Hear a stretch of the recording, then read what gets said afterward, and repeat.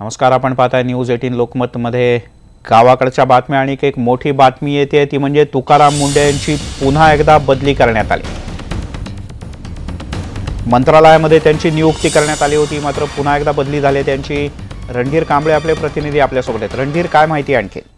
मिलिंद, तुकाराम मुंढे यांची नुकतीच मंत्रालय सहसचिवपदी बदली झाली होती, मात्र आज पुन्हा एकदा त्यांना एड्स कंट्रोल सोसायटीचे प्रकल्प अधिकारी म्हणून बदली करण्यात आली आणि जर त्यांनी बदली स्वीकारली नाही तर त्यांना पुन्हा दुसरीकडे बदली करावी लागेल। आणि आतापर्यंतच्या गेल्या 12-13 वर्षाच्या कार्यकाळात सुमारे 9 वेळा त्यांच्या बदल्या झालेल्या आहेत आणि धडाडीचा अधिकारी, धडाडीनं कुणाची भीडभाड न बाळगता काम करणारा अधिकारी अशी त्यांची प्रतिमा आहे आणि त्यामुळे अनेकांचा रोष पत्करल्यामुळे त्यांना नवी मुंबई असेल, नाशिक असेल अशा ठिकाणावर कार्यकाल पूर्ण होण्याआधीच त्यांना बदली व्हायला लागली।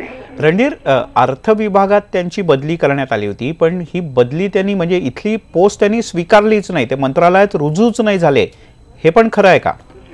याबाबतच्या वेगवेगळ्या चर्चा आहेत, पण त्यांना अखेरीस एड्स कंट्रोल सोसायटीत आता यावेळेला पदभार स्वीकारावा लागेल आणि जर नाही झाले तर कदाचित त्यांच्यावर कारवाई होऊ शकते, कारण की सरकारनं दिलेले आदेश न पाळल्याचा ठपका त्यांच्यावर ठेवण्यात जाऊ शकतो।